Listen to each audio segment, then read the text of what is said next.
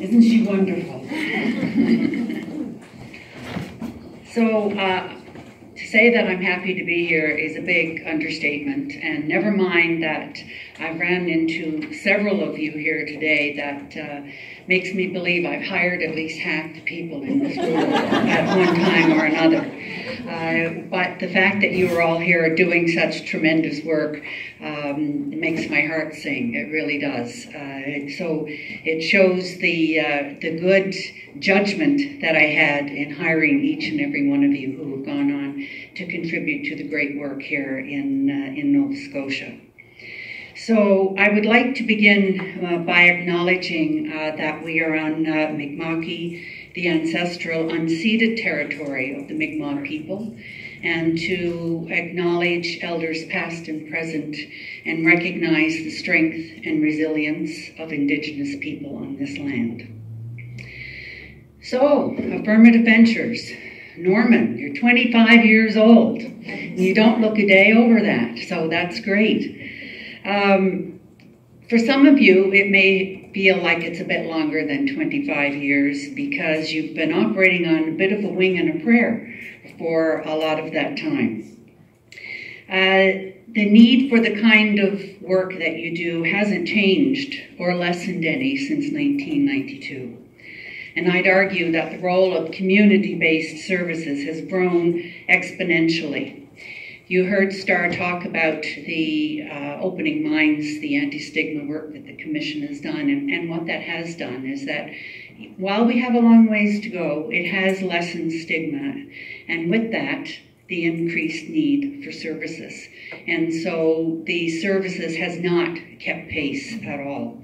In fact, I remember about 7-8 years ago, someone saying to me, you realize this work that you're doing on stigma is going to create a backlog in our system and put more pressure on services.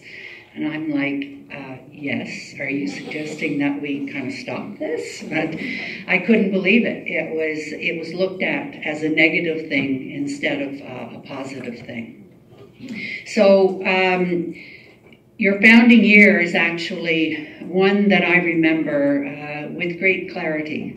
And for me that year, something very sad happened, and it was personally devastating. My best friend of many, many years died by suicide. And the grieving of her death brought up a whole lot of unresolved issues from my own childhood, which I won't get into today, but suffice to say, probably wasn't one of the more idyllic childhoods. And I would spend years afterwards walking my own path of recovery, and still do to this day. So recovery, as we all know, is a long and winding road. There's not, as my therapist in Boston said to me, Louise, this is not like a term paper. You don't pick a date and say it's done by then. It just doesn't work that way. So I'm a huge proponent that everybody deserves hope and dignity. And the word hope is something I've heard several times this morning from various people that I was with. Now, it wasn't quite 25 years ago, but within the last 25 years, that I was here in Nova Scotia, and we were getting ready to build a new forensic hospital. And so I recall some of the events around that time, and I just want to talk about that, and I'll link it up to the rest of my comments in just a moment. The Mentally Ill Offender Unit, as Dorothy and I think some others here in this room may recall, was that nebulous unit that was in the middle of the hospital and the jail. And I recall going to make visits there while the hospital was being built, and it did not feel at all therapeutic to me. Right down to the concrete slabs that were in the rooms, which I discovered were to be beds. Showers with no curtains because it violated security. It was a jail. So more on that in just a moment. But there was a fundamental and philosophical difference between how corrections saw things and how we saw things. One was that I saw these as patients who happened to be offenders. They saw them as offenders who happened to be patients. And that caused quite a bit of clash on several occasions. I was accused of offering a Cadillac service to common criminals, mind you. And my argument was that the primary purpose of incarceration was for rehabilitation. I kept saying that most prisoners would be released back into the community. And please, I have to say, there was agreement in principle. There definitely was. They agreed that it was rehabilitation, but the reality was far from that. So you may wonder why I'm going into this, and I think the problems that we saw in that setting were reflective of the flawed architecture of our mental health system more broadly. It's a system, and still is, unfortunately, that puts prisons and hospitals instead of treatment services within supportive communities. I'm sorry to say that justice and corrections are areas where we've seen very little to no improvement in terms of embedding a recovery focus. At the Mental Health Commission of Canada, we have been trying to address the deep pockets of need around the country, and I'm the first to admit that we need to do a lot more. Of those sentenced to federal penitentiaries, 1 in 4 are diagnosed with a mental illness, and over 80% have a substance use problem. Now, I think those numbers are quite conservative and are underrepresented. I really do. We also need to make sure that we look at the services we're providing from a health equity lens, because we now know that a culture and colorblind approach is only equal in that it's equally ineffective. So when you look at the vast numbers of people in our immigrant, refugee, ethnocultural, ethno-racialized cultures, the services for them are at least 10 times worse than it is for anybody else in this country. And of course, we all need to do better when it comes to prioritizing Indigenous mental health and wellness. Jessie Thistle, a partnership lead with the Canadian Observatory on Homelessness, spoke about the unique facets of Indigenous homelessness at the 2017 Homeward Trust Indigenous Gathering. His remarks, which were widely reported, poignantly described Indigenous people in Canada as an internal diaspora, people caught between deliberate policies of assimilation that work to destroy their cultural identity and cultural exclusion that prevents Indigenous people from fully participating in Canadian society.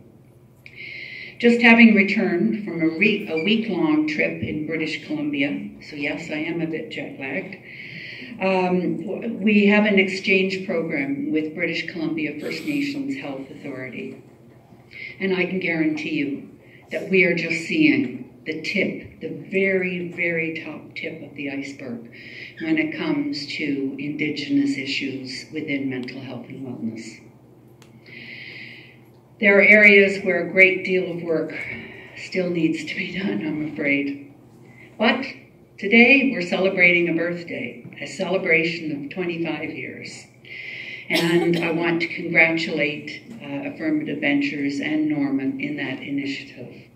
I recall being at the Nova Scotia Hospital when Pet Stuff on the Go was a trailer out. I could see it from my office, and it was a trailer where we actually had some mental health services for a while because we outgrew the space in the hospital. So just to give you a sense of what those trailers were like, it was a very tragic situation that occurred where one of the staff came in on a Monday morning to find her goldfish rather ensconced in ice.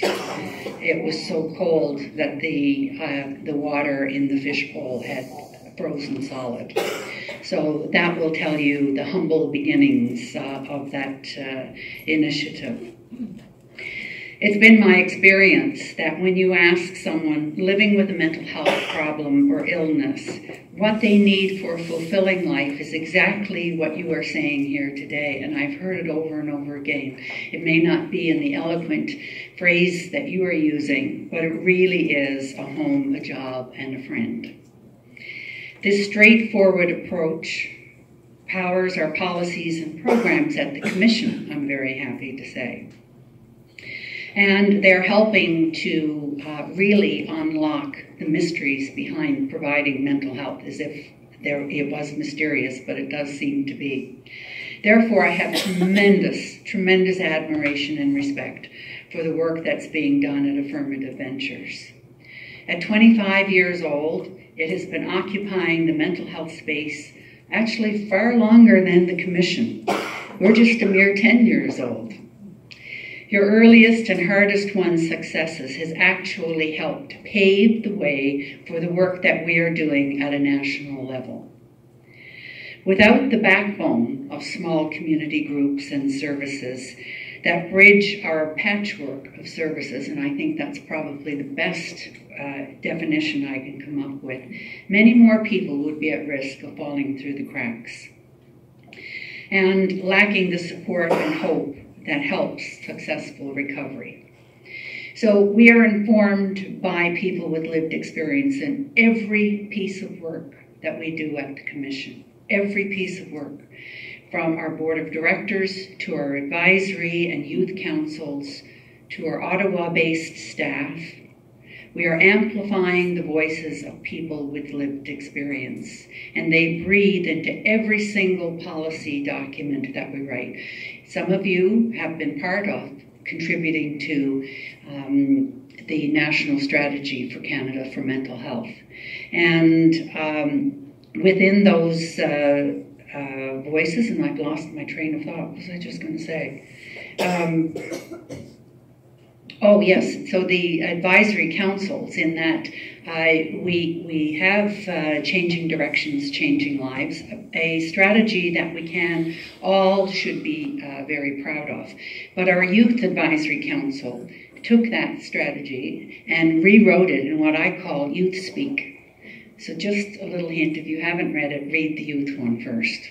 It's a lot shorter. It's very straight and to the point, and it's absolutely brilliant.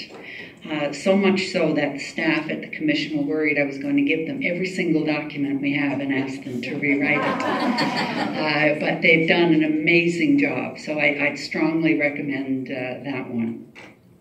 So let me talk a little bit about home, a friend, and a job in terms of what we have been doing at the Commission to let you know that you're part of a bigger movement. At Home Chez Soi is the largest research demonstration project in the world, not just Canada, in the world. It was $110 million over 5 years that was devoted to studying homelessness of people with very serious mental illnesses.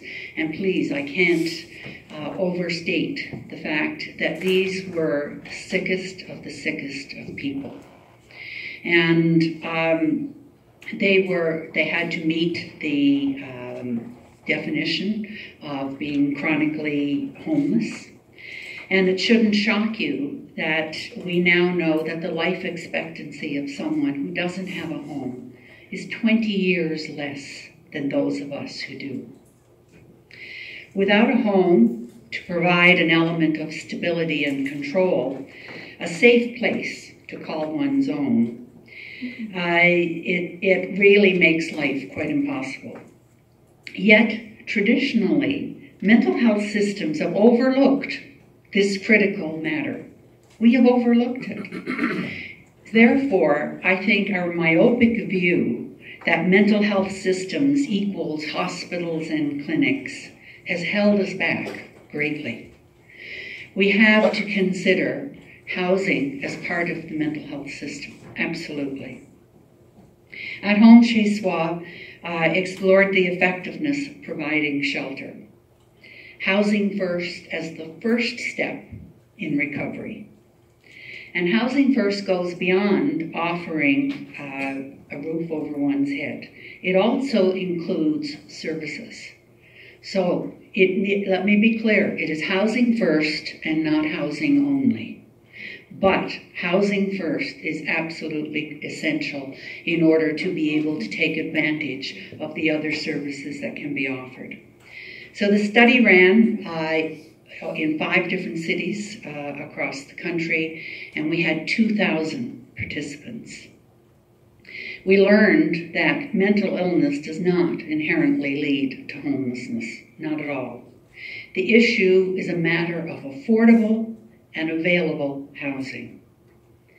The reality is that people living with mental illness who have experienced homelessness can maintain housing with recovery-oriented supports. We had the vast majority of those that we provided housing to, 1,000 people, still in the same homes that they were at the beginning of the study. And these were scattered sites. We were told you'll never find people to rent to you, but we did. And in fact, it turned out that for the landlords, they had a sense of giving back to the community, and what a stigma buster it was. So we worked to housing. They had to pay a percentage to was a weekly visit. And every time we visited, we would offer services, but there was no pressure. They didn't have to take it. And lo and behold, it's amazing what a difference it can be when somebody has a safe place to call their own.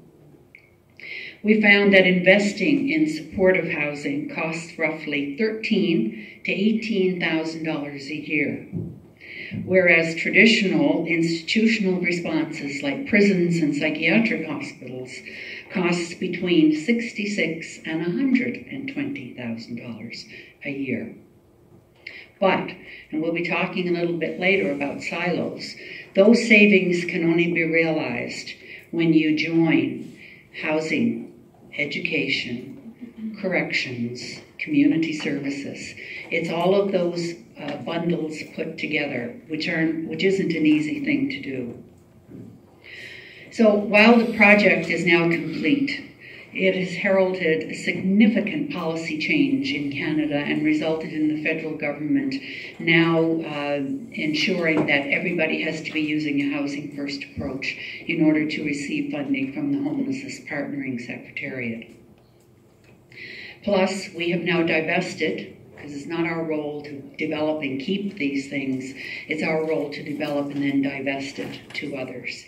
So I'm happy to say that the Canadian Alliance to End Homelessness is now responsible for continuing to disseminate the toolkits that we have developed, and we have Housing First now in 61 different communities across the country that we're aware of. We know that there are other programs that haven't gone through us formally, but there are 61 that we know of.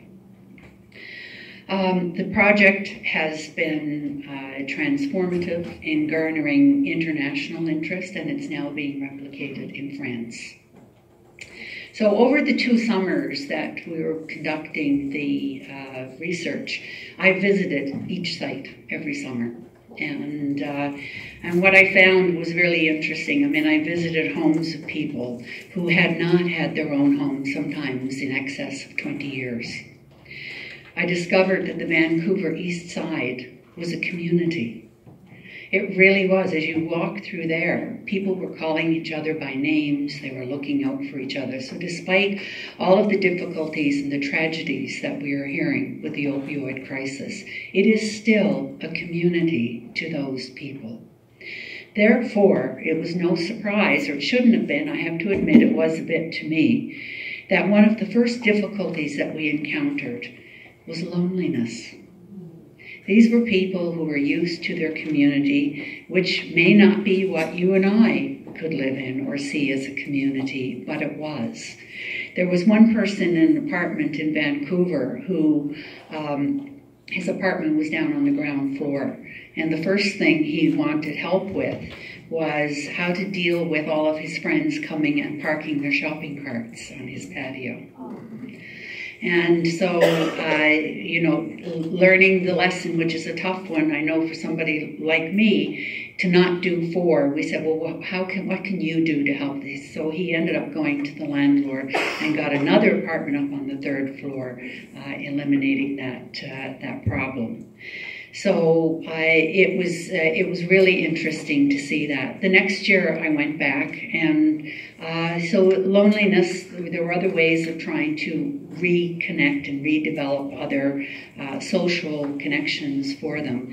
And I was heartened to hear that they said, are you going to hire somebody that will help us find a job? And that was exactly what we did. One more story on that. One of the participants in one of the cities had a great idea. He was quite an entrepreneur. And he thought that police cars, well, you'll never see a dirty police car, so somebody must wash them. So maybe we could develop a business and wash police cars. And so his buddy sat next to him and he said, how many times have you been picked up by the cops here? And he said, well, I don't know, 20, 25 times. He said, who do you think is going to give you the keys to their car for you to wash them, for God's sakes? So it was really, really interesting and a wonderful experience to be a part of that huge research, and one that is continuing on to help lives in many places across the country. So a roof over your head is a good start. But lasting success requires an unwavering focus on recovery. And that's where friends come in. As I said, the first difficulty that we had to face was loneliness. And I'm proud to say that the Commission has done a lot of important work around recovery-oriented practice. That's why we're all here today, right? And as everybody knows, peer support. Explaining the concept of peer support to people who are not all that familiar with it, I tell them that at the most basic level, peer support is an avenue for human connection. Whether we call it peer support or not, it's something we all operate on. We all have peers, we all have friends who help us out. But for people who are struggling and haven't developed that, it's absolutely critical to help them with it. It's a powerful and meaningful way for people to share their experiences, and often this connection can serve as a lifeline and can actually save lives. So peer support isn't just a nice idea, it's delivering real results. We're seeing evidence that peer support is reducing hospitalization, lessening stigma, decreasing symptoms, and improving quality of life. And peer support is saving millions of taxpayer dollars. For any politicians or bureaucrats who may be in the audience today, sit up and listen to this because it's important. In a clinical trial across 3 mental health centers in Ontario, hospital stays were reduced by an average of 116 days because of connecting with a peer specialist. And in the year following discharge, participants continued to use less in-hospital and emergency room services, saving an average of over $4,000 in healthcare costs. So I was delighted just last month to attend the first peer graduation at CMHA in Calgary. And in February, I'm going back for the opening of their peer school. So really, really exciting. The Commission has long recognized that there is an important place for peer support within recovery-oriented services, which is why we developed the Guidelines for Recovery-Oriented Practice. The guidelines encourage the involvement of people with lived experience in paid positions and in advisory roles. Now, I was delighted as I was preparing some notes for today. It came to mind about Healthy Minds Cooperative. And where's Lynn? And there she is. So I wondered, I thought, are they still existing? Because it came about as a result of meetings that I had when I was Director of Mental Health here. And they this group of consumers at the time said, you know, you're really not getting it. Well, there were two lessons. I remember Stanley said to me, Louise, he said, you're not getting it. And I said, what is it I'm not getting? Because he was completely exasperated with me.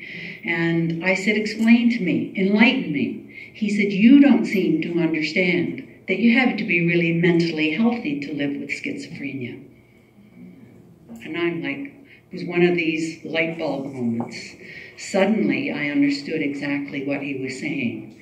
Then the others in the group that I was meeting with, they said to me, you pay other staff to do what you're asking us to do for nothing. And they really took me to task. They really did. And as I was telling Lynn, I was quite humbled by that experience. And so I'm deeply happy and moved that Healthy Minds Cooperative is still alive and well today, and its money well invested. So good on you.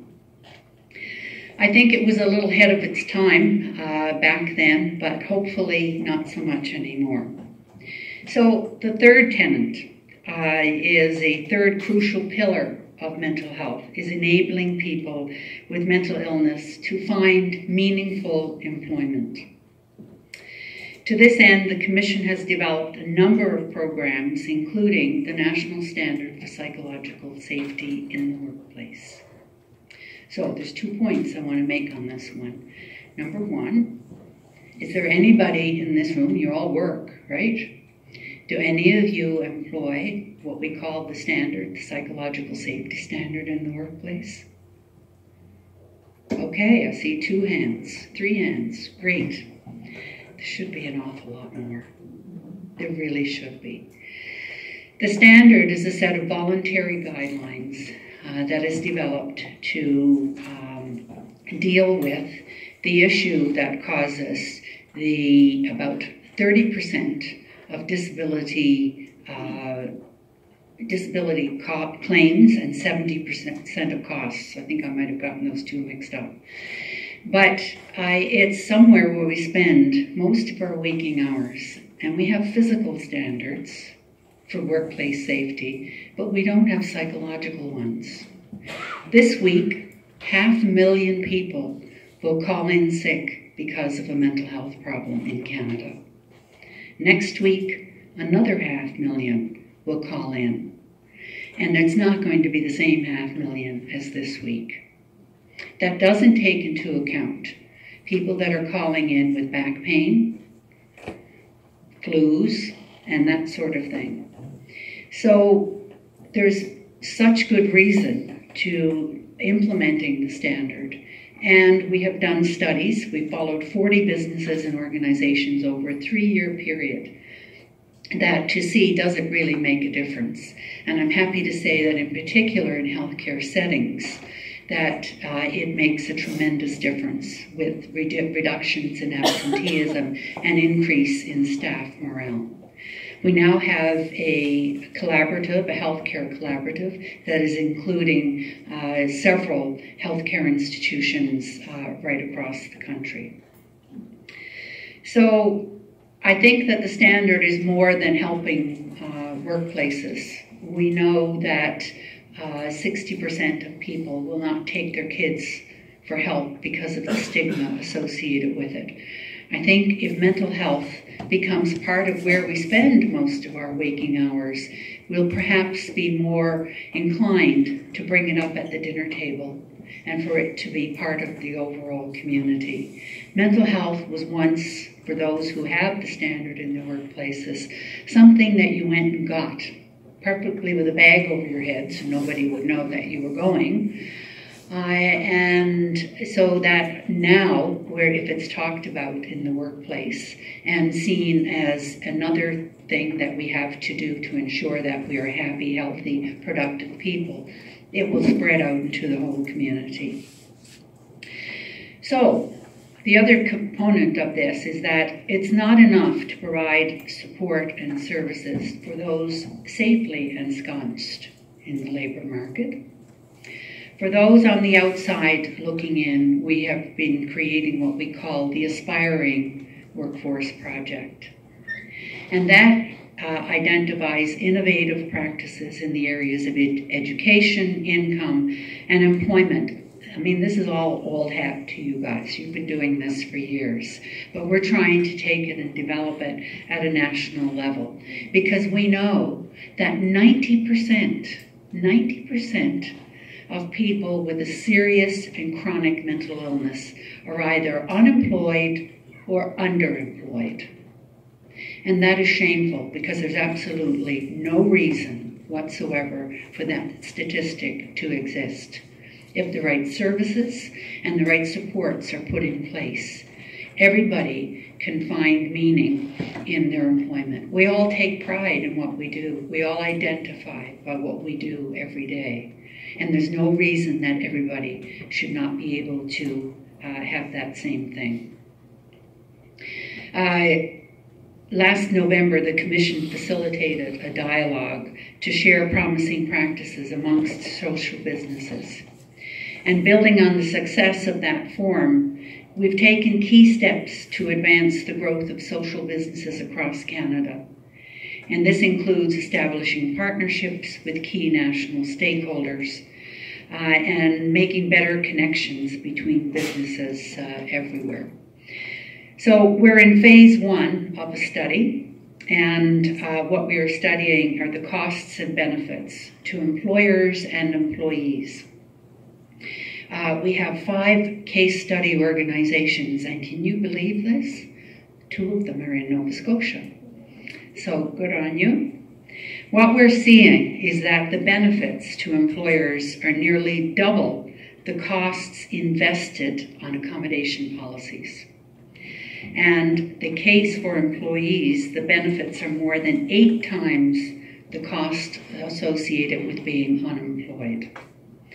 So stay tuned. The results of that study, I can't let too many cats out of the bag here, but in early New Year, the entire report on that study will be coming out, and then we'll be announcing what we'll be doing in phase 2 in order to take advantage of that learning and make sure the knowledge is translated and exchanged in a way that everybody can benefit from it.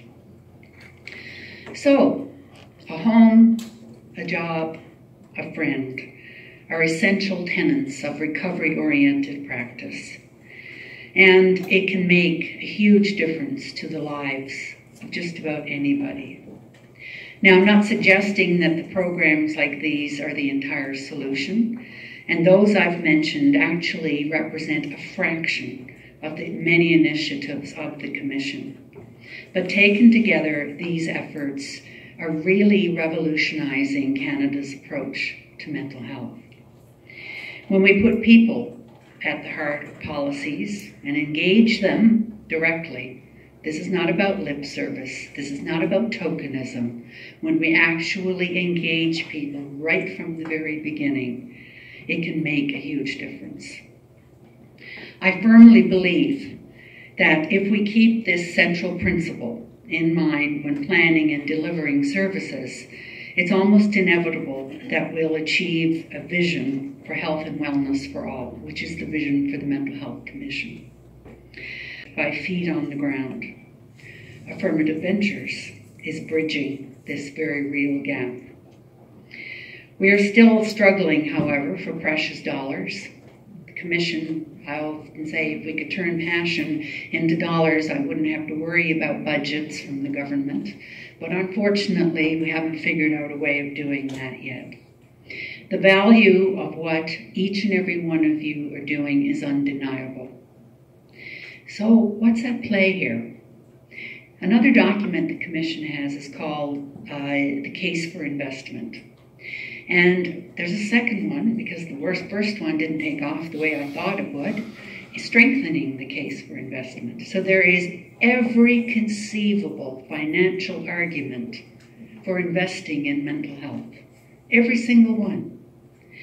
But it still hasn't happened.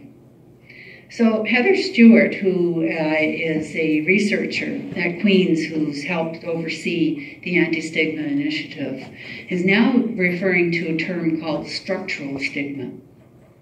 And what that means is that we have been focusing on healthcare providers, sadly enough, youth, the media, and the workplace. I think we erred here. I think we made a mistake. We needed to have targeted decision makers and politicians.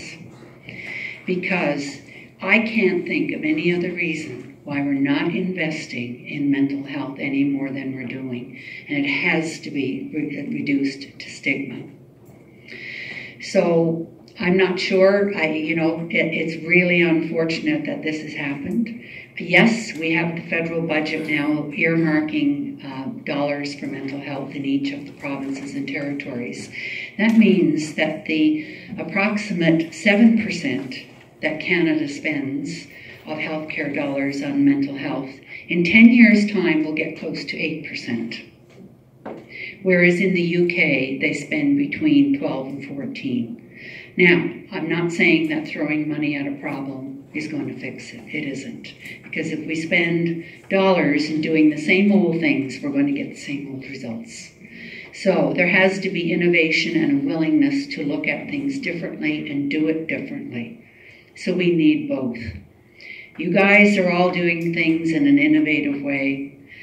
To the decision makers in the room, please download our paper on the case for investment, and you'll see why you need to continue to not only fund affirmative ventures, but to provide additional funding. So I think that if we look ahead, we should be asking ourselves, what do we want to look like in 25 years' time from now?